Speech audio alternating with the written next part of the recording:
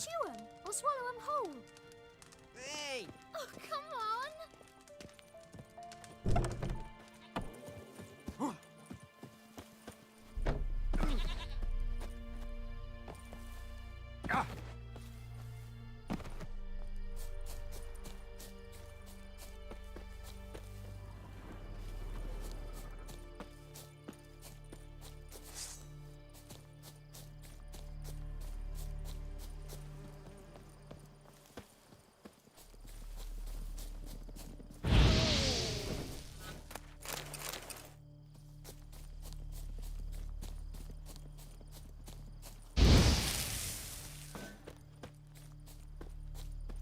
Be close.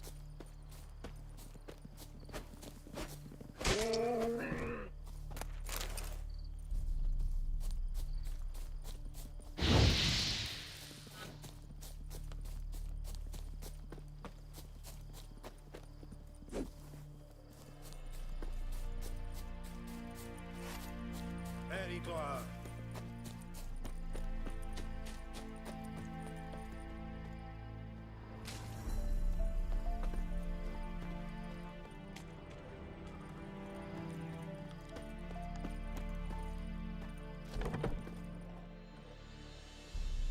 Bad time?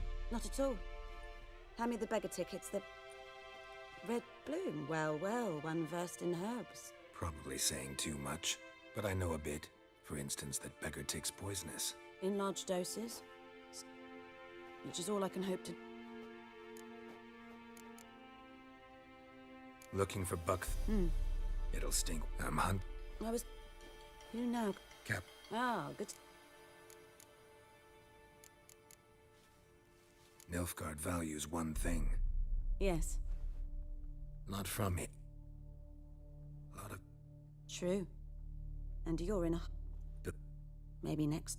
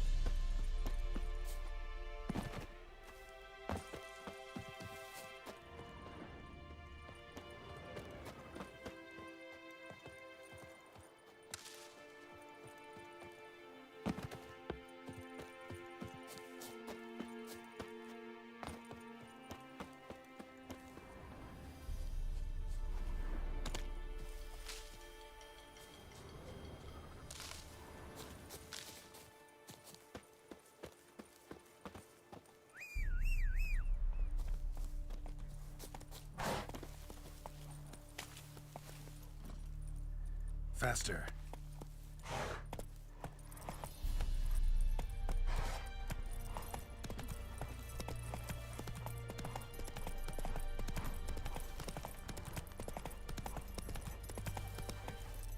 Go, go.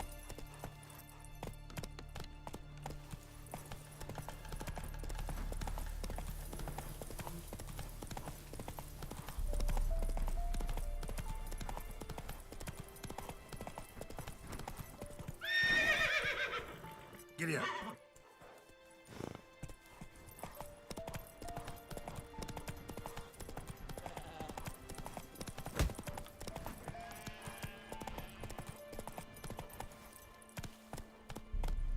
Run, Roach.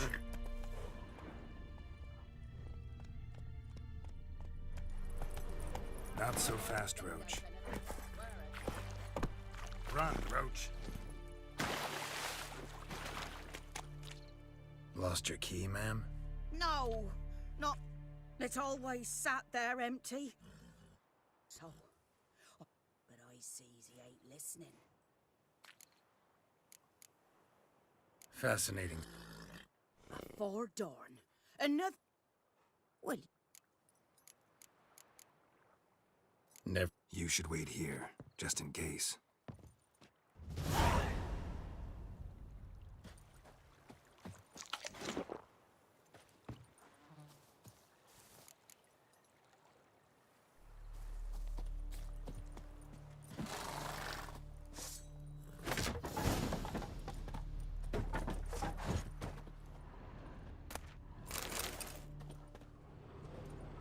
A corpse explains the stench.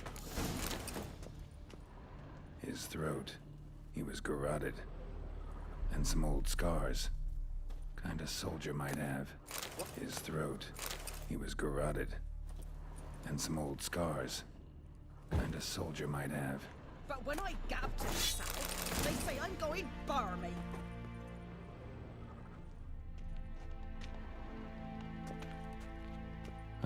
The price. Looks like the mystery man didn't need the pan so much as the soot off it. Found the pan, have ye?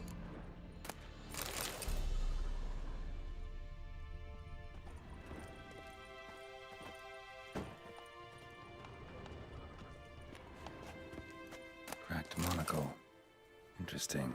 Found the pan, have ye? His throat, he was garroted. And some old scars.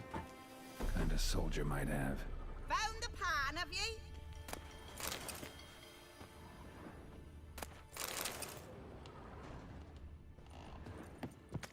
Here, your frying pan. Mine? But mine were black with soot. And I could see myself in this one if I wanted. Soot's just what the gentleman needed. And Dead. Round up a few boys and bury him outside the village. Deep, so the necrophages don't dig him up. And take my advice. Don't... hang about.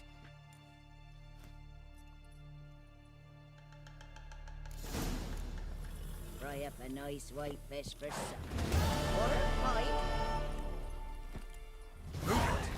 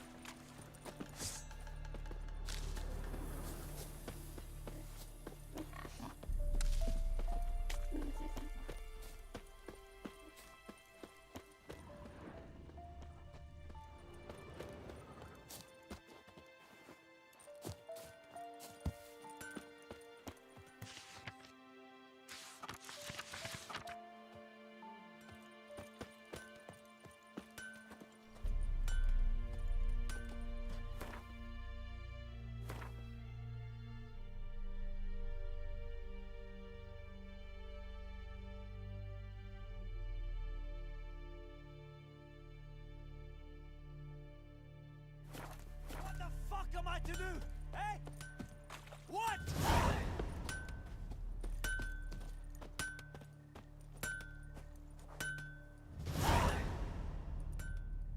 What happened here? Oh, got a wee bit chilly the night, so I said... What? Easy on the insults. I could add to your misfortune. Any suspects? Whole damned village. I've lived here half a century. Thought they saw me as one of their own. Nilfgaardian.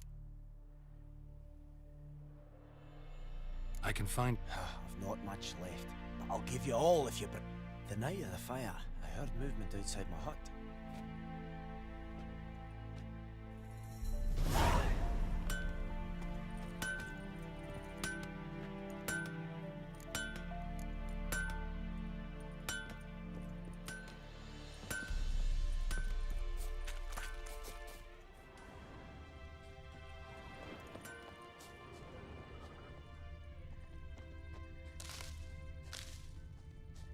Shavings from a tinderbox. Arsonist must have lit his torch here, tossed it on the roof, then fled through the orchard.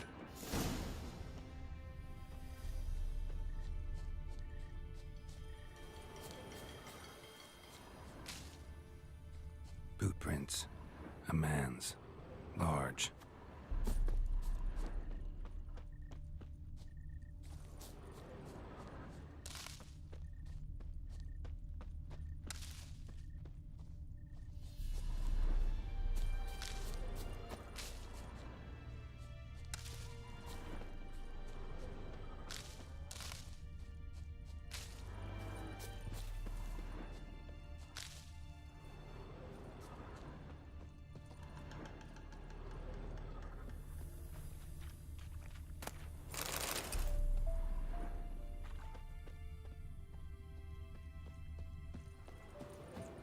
Took off his boots and went in the water.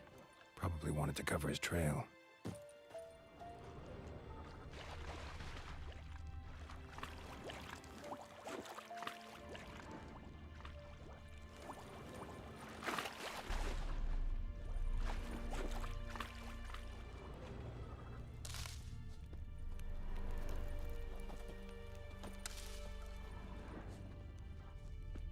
Heard of the Vryhead Brigade?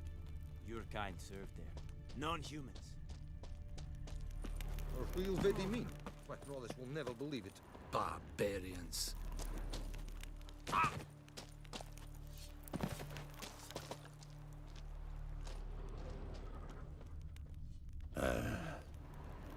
It's a yonder I Oh. Make way!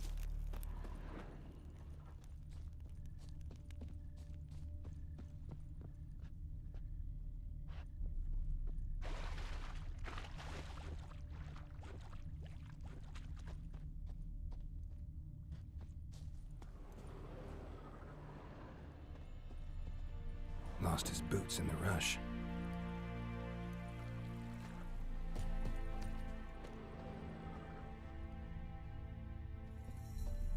Something jumped out of the rushes. Drowners. But he managed to escape.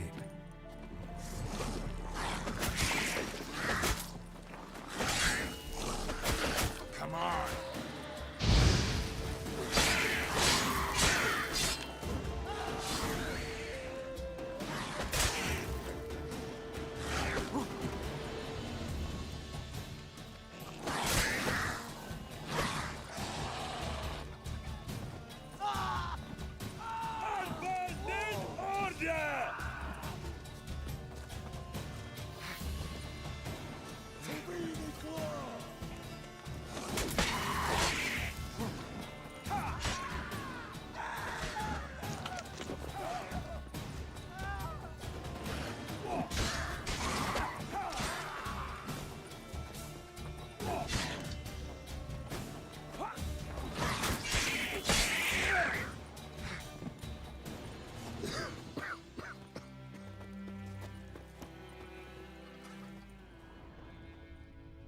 Bleeding, but not badly.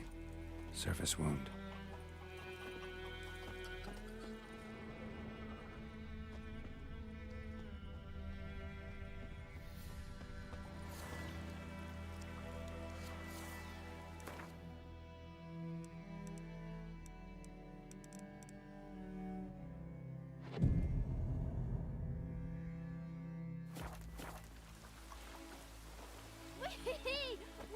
catching snails.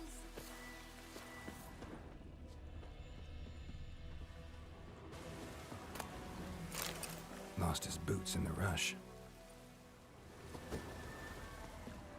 Something jumped out of the rushes. Drowners. But he managed to escape.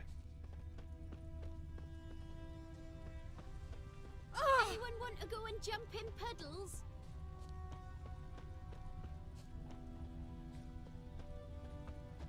Trail ends here, but I'll recognize him by his wounds.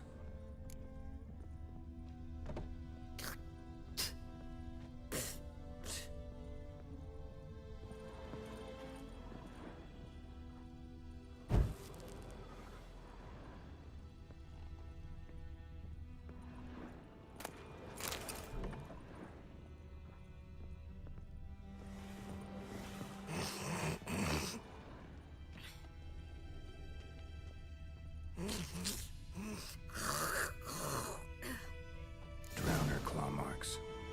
It's gotta be him. Nasty wound. Run into a drowner? What the fuck do you care? Whoa.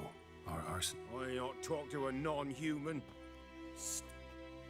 Listen, we can work this out man to man. I give you gold, you don't. Magpies and dwarves might be greedy, but I'm not. Can't buy me. And I'll beat your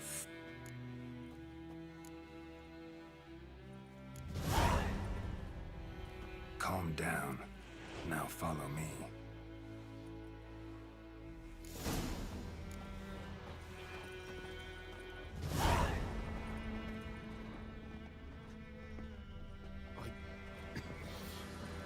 I gotta apologize. Gotta go. Apologize.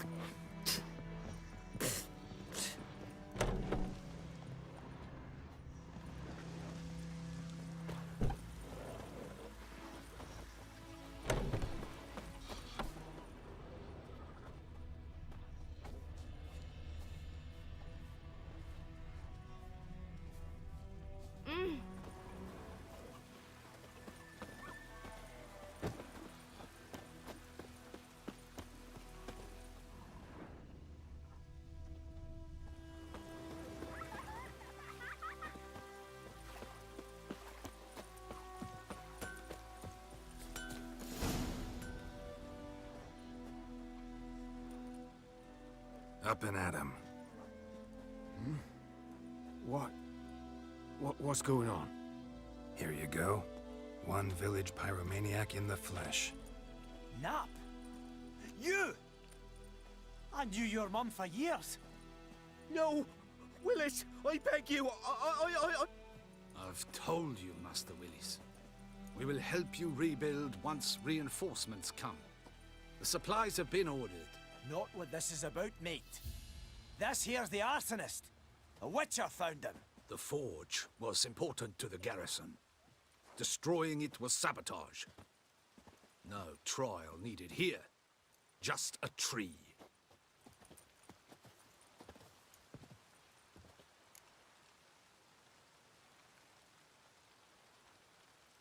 Villagers will really love you now. Well, no, I don't give a flying fuck about them. You know, I hated the Black One. And I managed to save some things from the fire.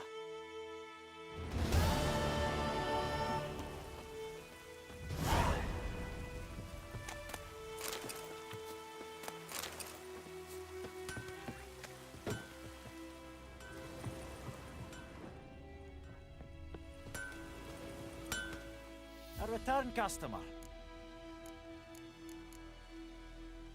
Show me what you got.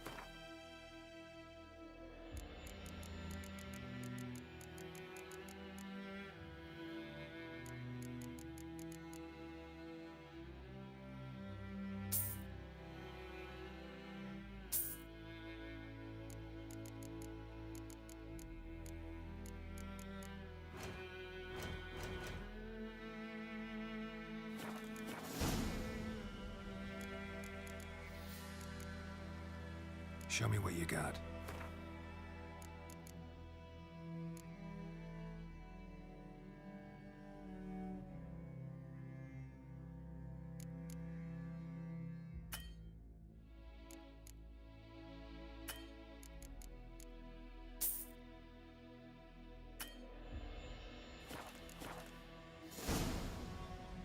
So long.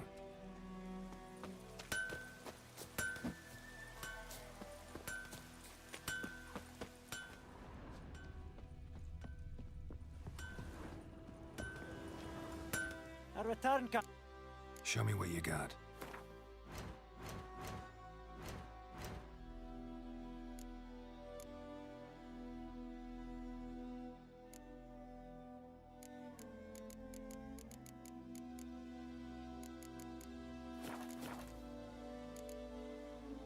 So long. It's pouring like this, all my bulbs are on. Whoa! Don't touch me.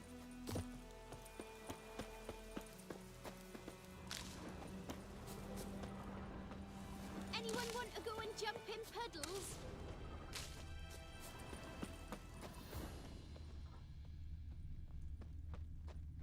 Greetings.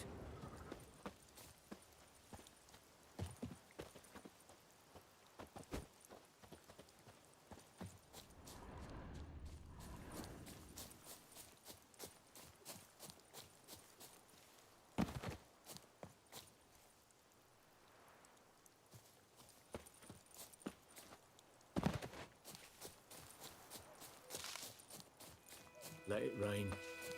Wash the blood from the fields.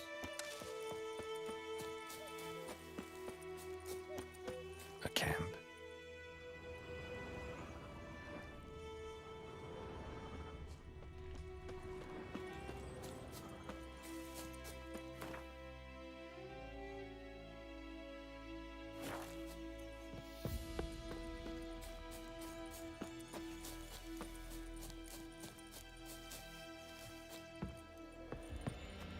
Ah!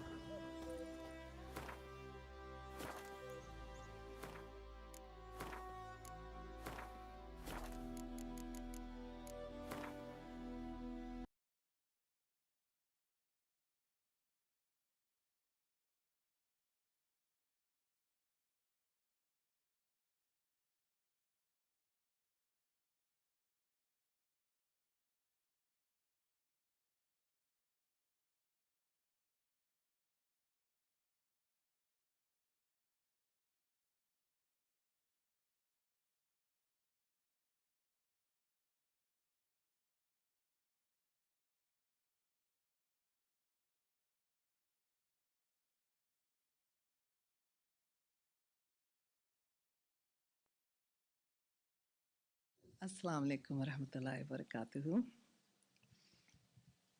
She's very beautiful. So in 2018, I was blessed, my husband and I were blessed in that we got to celebrate 25 years of marriage. And as of this past August, it's been 30 years now, mashallah. At the time, Seeker's Guidance, Sheikh Faraz Rabbani asked me if I would be willing to write an article in which I detailed the tips and pieces of advice and the do's and don'ts of what I had learned over the past 2.5 decades in married life. And so I sat down, and you and your partner are on the first big umbrella piece of advice that my mother shared with us, and many women, senior women in our community shared, is make Allah subhanahu wa ta'ala your number one love. And a scholar once told us that we should be looking at our orders of priorities in our lives like a pyramid. So you look at it like a pyramid, and you and your partner are on the bottom, and Allah subhanahu wa ta'ala is at the top. And the understanding is that as you and your partner grow closer to Allah subhanahu wa ta'ala, you also grow closer to each other.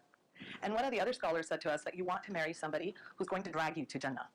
And upon first hearing that, the reaction is drag you to Jannah. That doesn't sound very nice. Like, it sounds kind of violent and forceful. What does that mean? But what it actually is indicating is that getting to Jannah isn't easy. And there's going to be times that you're going to feel discouraged. There's going to be times you're going to want to give up. There's going to be times when you're going to be lazy. And you're going to want a partner who's going to encourage you and motivate you and tell you, no, we can do this. We're going to do this together, inshallah. So each partner wants to be that for the other. Somebody who's going to drag the other to Jannah. And so we want to look at our lives like a pyramid, where we and our partner are down here on the bottom and Allah subhanahu wa ta'ala is at the top. And we also want to look at our circles of concern. And in the core of our circles of concern, in the core is Allah subhanahu wa ta'ala, always making sure that his rights are met. And then after Allah subhanahu wa ta'ala, women, we look at our husbands, and men look at their wives and their parents, who are also their responsibility. And then after that, our children. After that, our teachers and our scholars and our neighbors. And after that, the greater community. And what happens sometimes is that people get the order of priorities mixed up, and that's when you see the barakah leaving the marriage, where maybe we end up spending all our time giving it to the community, and we're not looking at what our children need.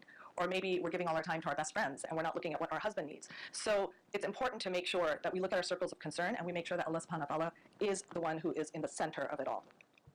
You want to pray together and for one another, supplicating every step of the way. So anytime there's any major decisions to be made in the marriage, praying Salat al-Istikhara together. Anytime you have a major need, praying Salat al-Hajjah. Salat al-Hajjah is the prayer of need. Salat al-Istikhara is the prayer of guidance. I know somebody who, before they even buy a refrigerator, they will first, even if they've decided this is the refrigerator we want to get, they'll still pray Istikhara in order to put barakah in the decision. So again, showing that Allah subhanahu wa ta'ala is the top priority, first and foremost. Like Hasai said earlier, that you want to make your marriage a means of drawing closer to Allah subhanahu wa ta'ala. So your marriage is just another act of ibadah. And so you don't look at it as how much is he doing for me versus how much am I doing for him. You look at it more as what am I doing that's going to be pleasing to Allah subhanahu wa ta'ala. You want to have big intentions. And you're not, when you make big intentions and have big intentions, you're not keeping score. When you keep score, that is what brings bitterness and resentment into the marriage. So seeking Allah subhanahu wa ta'ala's pleasure and his approval is what's going to get, inshallah, all of us on the right track. Okay, so the first section was make Allah subhanahu wa ta'ala your number one love. The second section is work on increasing your love and affection. Men should... Thank you for the advice so that I can implement it into my own relationship life. Aha. know that women need affection. It's a primary need for women. And so we want to follow the example of the Prophet ﷺ. There was a reason that he encouraged spouses to hold hands and to feed one another from the same plate. Just like any other blessing, marriage can start to feel stale. It can start to feel old. You can start to take it for granted. But these types of intimate gestures help reinvigorate the marriage. You want to take note of the 5 languages of love. There's a book out there that you can find that discusses the 5 languages of love. But a quick synopsis is that there's 5 ways that men and women show love to one another. 5 ways all human beings show love to one another. And the way people show love is by providing service, by giving your time, by giving verbal praise and affirmation, by giving physical affection, and by giving gifts. These are the 5 languages of love. And you want to see which language of love your spouse is utilizing on you. If you have a different language of love, your spouse may not notice your language of love because they can't hear it because you're speaking a different language. And I'll give you a case in point. My love language is verbal affirmation. Big surprise. I'm big about talking, right? And telling people how much I appreciate them, writing about how much I appreciate them and love them. My husband's language of love is service. He doesn't talk much about how much he loves you. He's just quietly doing what needs to be done. And the times that my husband and I butt heads or we have a conflict, it's usually when we're speaking different languages of love and we're not hearing each other. So mine might be, I made an effort to look nice and you didn't say anything about how pretty I look, or you didn't say anything about how delicious my food is that I made for you today. And an example of a time when he was frustrated with me was when I borrowed his car and I came back and the gas tank was on empty. Because that's something he would never do. He would never leave me with an empty tank of gas. And so to him, it was a sign of inconsideration for me to overlook the fact that I was leaving him with an empty gas tank, because he's all about service. So for me, in order to make sure that my husband feels loved, I have to get out of my comfort zone and do what I know my husband would do to show his love to me. And he gets out of his comfort zone, inshallah, and tries to make more of an effort of talking about things that I might want to hear from him. Another big need for women is the need for intimate conversation. They say that men fall in love with their eyes and women fall in love with their ears. And there's truth to that. There's a reason women love poetry, and there's a reason women love deep and intimate conversations, and why they like to get on the phone with their friends and talk to them for a long time. Whereas husbands are just fine, hearing the basic details of what's going on, the basic points, and not going into too many details. So that's something for men to keep in mind, that women need intimate conversation, and they need undivided attention when you are talking to them. So you want to establish a routine or a tradition that nobody else is allowed to get in the way of. So not work, not your parents, not your children. For some couples, it might be Sunday morning brunch. For others, it might be after dinner tea. Others may choose to go on an evening walk or read aloud to one another when they're in bed. There are many who've established a designated date night in their weekly schedule. The point is, you want to have something special just for you two, and then you want to jealously guard it. It should be something that you both will miss if it ever gets taken away. By the way, something I actually meant to bring up in the beginning, which I forgot to. The title of my talk is actually about failing marriages.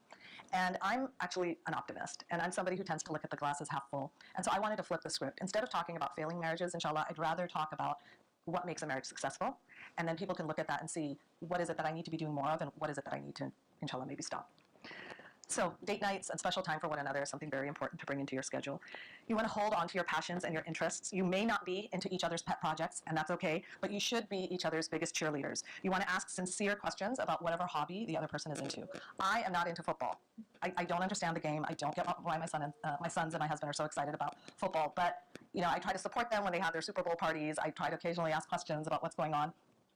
But I don't poo-poo it. I don't put it down. I don't make fun of them. I don't dismiss it as if it's something, dumb. My husband jokes that he's a coffee and donut guy married to a tea and scone girl. We're very different about the things we like and that we enjoy, but we do try to take a healthy interest in what the other person enjoys, and without being condescending about it. Men need recreational companions. They need their spouses to be interested in what they're doing and to make time to accompany them for things that are of interest to them. I was very touched recently over Thanksgiving break. My husband went out of his way to take me to visit the birthplace of William Shakespeare in England, and he is not into English literature. He has no curiosity about William Shakespeare, but he followed me around while I went around, checking out the room that William Shakespeare was born in and the classroom that he studied in. He was a good sport about it. The truth is, if he made me go to a football game, I don't think I'd last, but alhamdulillah, it was a sign of him, inshallah, taking an interest in that which I'm interested in. Khidma, or service, the Arabic word for service, wins hearts. So filling his gas tank that you realize is almost on empty, helping him complete the dreaded tax forms, sewing on his button that you noticed came loose are all signs that you care about him and are looking out for him. For some spouses, actions speak louder than words. So there should be a difference, ladies, between you being present in his life and you being absent. Hosai touched on this in her talk, and I'm just going to quickly skim over it, but it's a very important point. Among the most important duties of husbands and wives in the Islamic context is the fulfillment of one another's sexual needs. This is not something to be taken lightly. Spouses who insist on rejecting their partner's advances cannot be surprised to then witness their relationship disintegrate. There are situations when a husband is forbidden to approach his wife for intercourse, during her menstrual cycle, during her postpartum bleeding, and during the fasts in Ramadan. But outside of these cases, it is imperative for both spouses to do their utmost to make sure that they are partners in every way, not least of which physically. Always, always pray to Allah subhanahu wa ta'ala, great and glorified is He, that He maintains the love in your heart for your spouse, and that He preserves the love in your partner's heart for you. Allah subhanahu wa ta'ala is the one who put the love in our hearts for one another, and He's the one who can take it out just like that. Just like that. If tomorrow your spouse decides that they no longer love you and no longer want to be with you, there is nothing you can do about it. It is completely a gift from Allah subhanahu wa ta'ala that out of the billions of people in the world, there's one person who's choosing to love you, and you are choosing to love that person. So you have to recognize it as a blessing, and you need to be doing salat al-shukr, prayer of gratitude for that blessing. Okay, the next section. Your grandmothers were right. All men want respect. Ladies, men need admiration. They need to feel appreciated, and they need to feel that their women are proud of them. The wife may be the one to instigate most of the major changes in life. She might be the one who brings home the thicker paycheck. In some cases, she may even be older. However, the husband should be given the respect of having the clear role of being the emir, or the leader of the family. He should be honored by the wife and the children as the guardian of the household. And he, in turn, should recognize that Allah subhanahu wa ta'ala is the guardian of his and his wife's household. Now, of course, acknowledging that your husband is the emir doesn't mean that you aren't vocal in sharing your opinions. One grandmother joked, the husband is the head of the family, but the wife is the neck that turns the head. You don't want to contradict or correct your husband in public. And same with husbands. You want to give each other the dignity that your partner deserves. You don't want to ever demean your spouse to your children. If you don't honor your children's parent, your children will not honor their parent either. And remember, it's still riba, or backbiting, to talk about your spouse in a way that he or she wouldn't like, even if you're only discussing your partner with people who will always love him or her. You don't want to let down your guard when it comes to your partner's rights. Ladies, if your husband ever buys you a gift that you don't love it anyway. Try to see the heart of the gift giver behind the gift. There are always gentle and cheerful ways of honestly communicating your preferences at a later time. And this is an important one for young people these days. Regardless of whether you had a social media presence before your marriage or not, once you're married, be aware of your partner's views on how much you post about yourself and your life with your partner. You want to respect each other's limits. Put your cell phone, your book, and yes, even your prayer beads away when your partner is trying to talk to you about their day. Give your undivided attention and teach your children who are old enough to understand that they are not to interrupt their parents' time together. Laugh with your partner, but never at your partner. Never laugh at your partner's expense. Okay, the next section. Make your home a haven, and ladies, make yourself his huri. And men, make yourself her hero. Now, I realize that there are many women today who are uncomfortable with the word huri.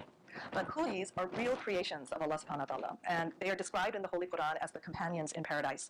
And I believe that it's time that we reclaim this word and own it for what it is.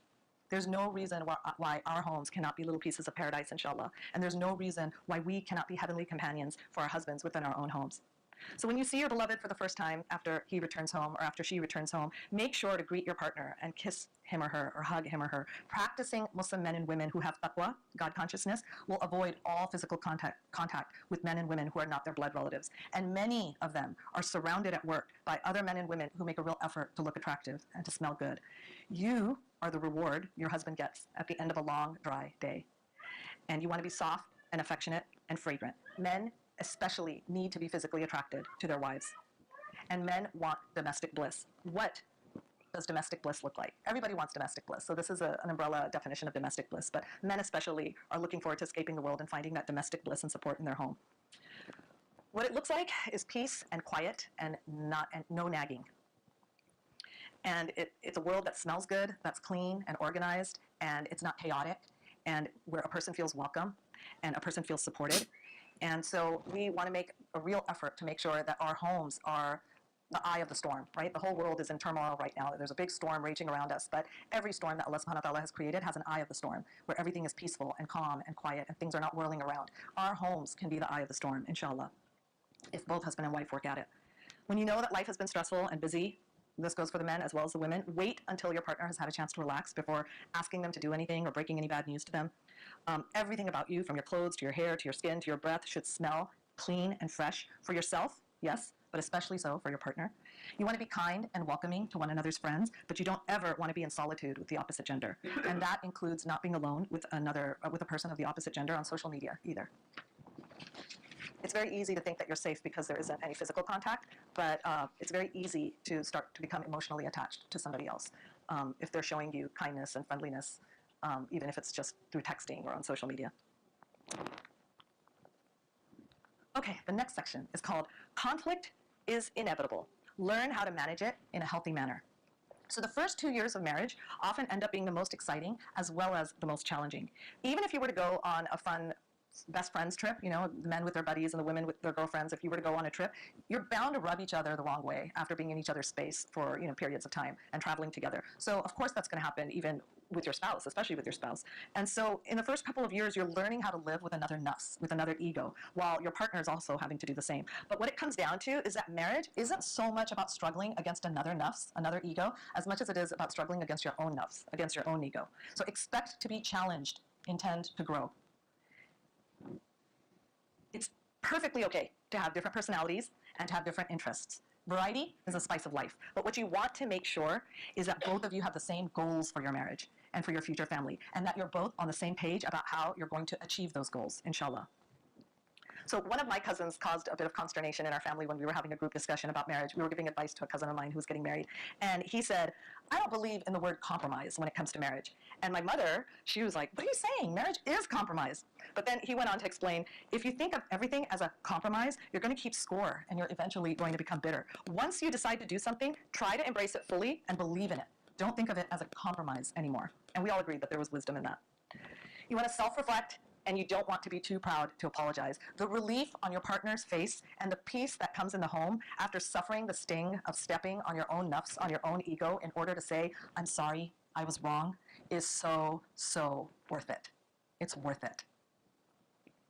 It's a given that all of us are going to get angry at some point or another, but it's when tempers are flared that people's true natures are revealed. You want to be mindful of who you always want to be. Try, even if it's a struggle, to maintain your adab, your manners, your etiquettes when you're upset. Being angry is never an excuse to break or throw things, to scream, to curse, to use foul language, to slam doors, to pull hair, to scratch, to spit, to raise an arm, or to throw punches. These are all things that happen in dysfunctional marriages. There's no excuse for them ever.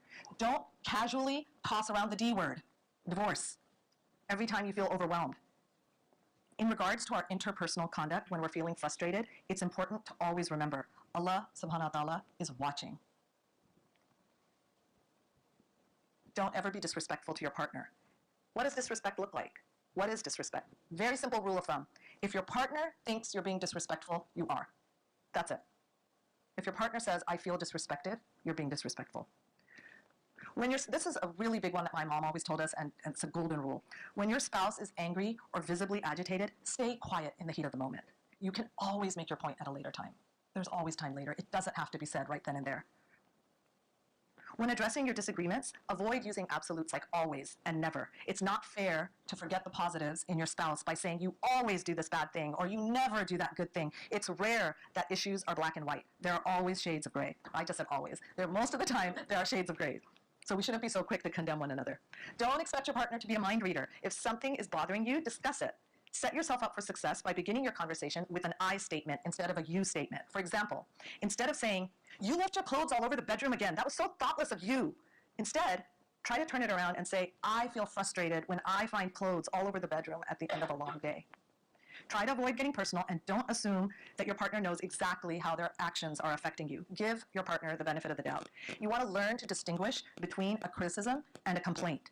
A complaint is an expression of a problem that you'd like to solve. For example, it's really frustrating for me to find a messy bedroom at the end of a long day. That's a complaint. A criticism adds disrespect to the complaint. It is so frustrating for me to know that you're a slob. Why are you such a slob? How were you raised? That's a criticism. Okay, don't go to sleep angry. Stay up and fight instead. No, I'm just kidding. I'm kidding. Contrary to the age-old advice to resolve all conflicts before going to bed, sometimes it actually helps to sleep on a problem. But first, you have to calm yourself down by reminding yourself to have tawakkul, or trust in Allah. Once you've had a full night's rest, you can tackle your problems with a fresh attitude the next day. What you want to make sure to avoid is sleeping in separate beds. You'll be surprised how many problems can eventually get solved just by snuggling under the covers together. It's shaitan who wants to separate you two. Always remember that.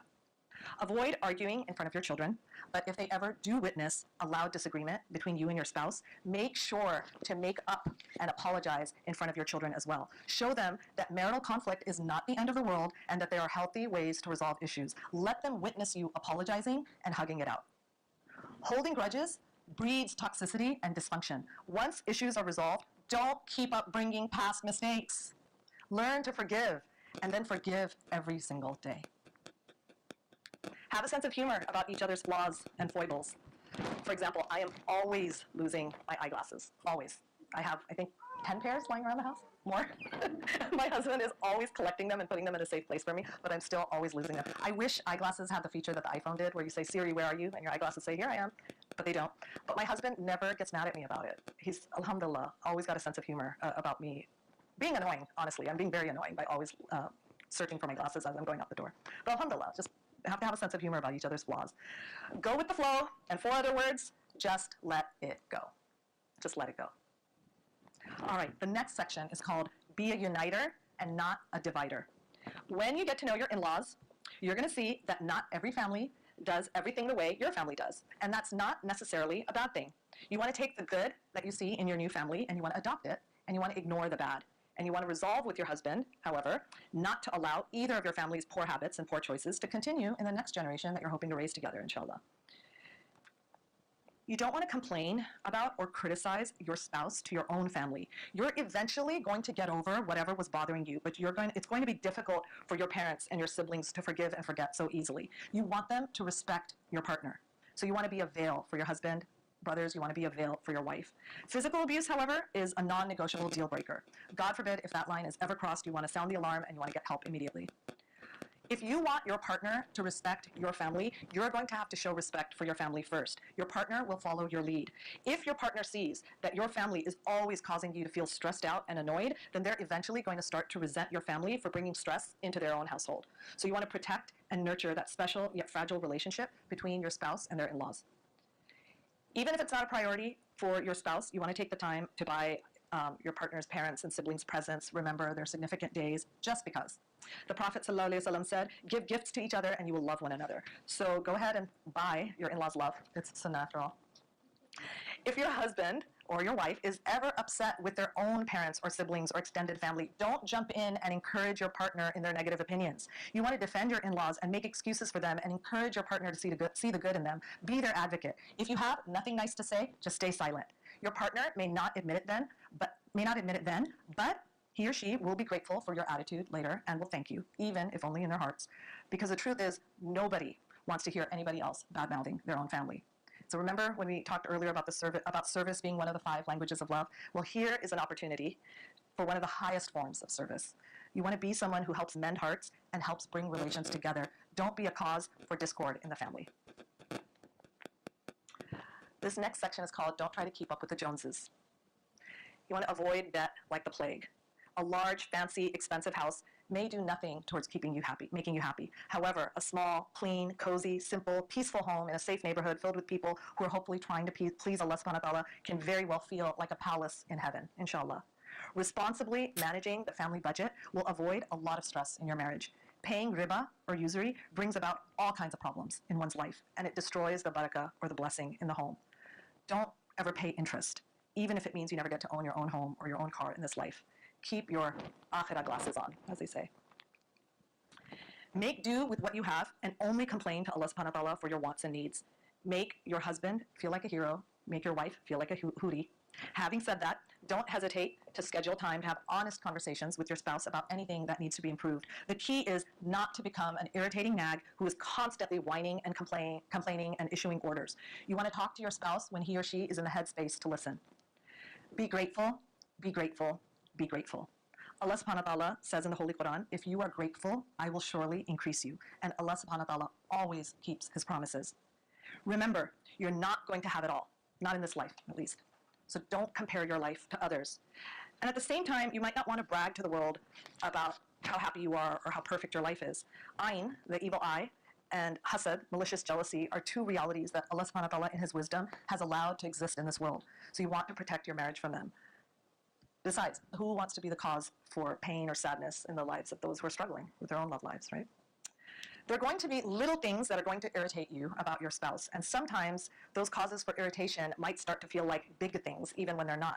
At those times, you want to remind yourself that perfection is only for Allah subhanahu wa ta'ala, and you want to try to think about what your life would be like without your partner.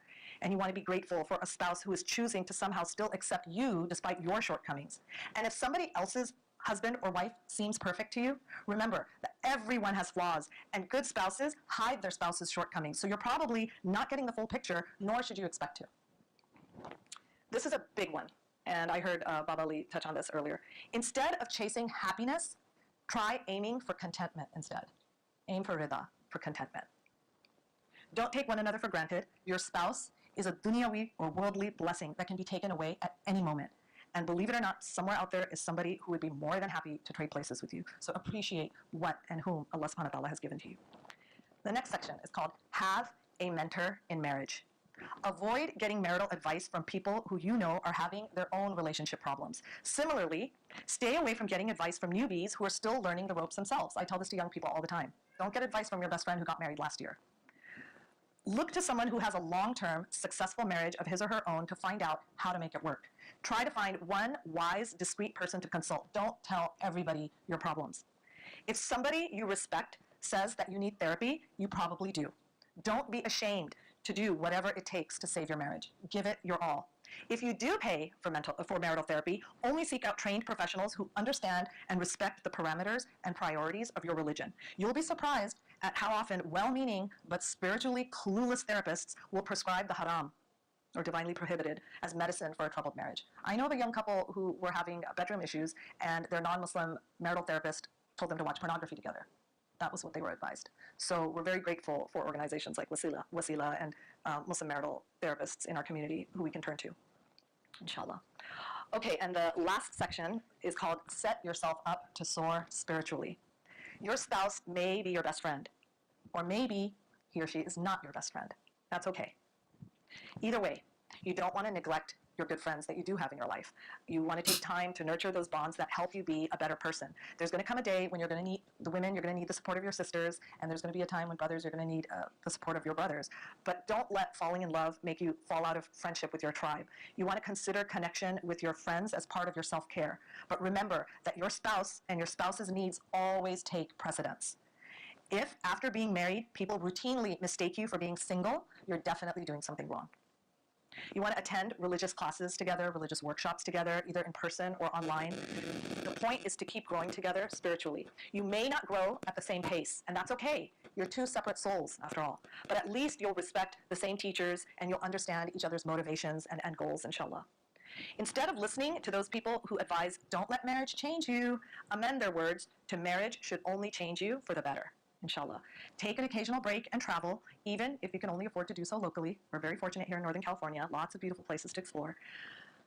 So get out there and get out of your neighborhood and explore together. It's a good one. But, Need to write those like I said earlier, say make Allah subhanahu wa ta'ala your ultimate destination. those marriage vows. Really good.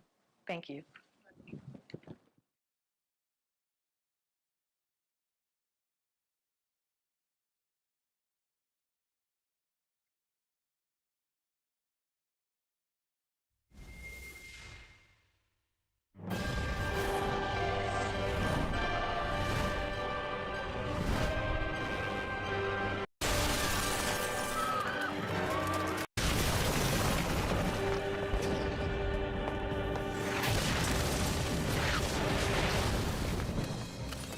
イグニス、どうだ。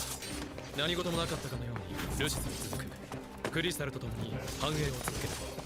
それがニフルハイム側の鼻を沸かす最高の結末だと思う。つまり徹底抗戦とクリスタル奪回、それでいいんだな。いや、現実を見ろ、ノクト。俺の強さを見てたろうか。見たよ。でもまだ新しい力に体が慣れていないよね。きついな。時間が必要だ。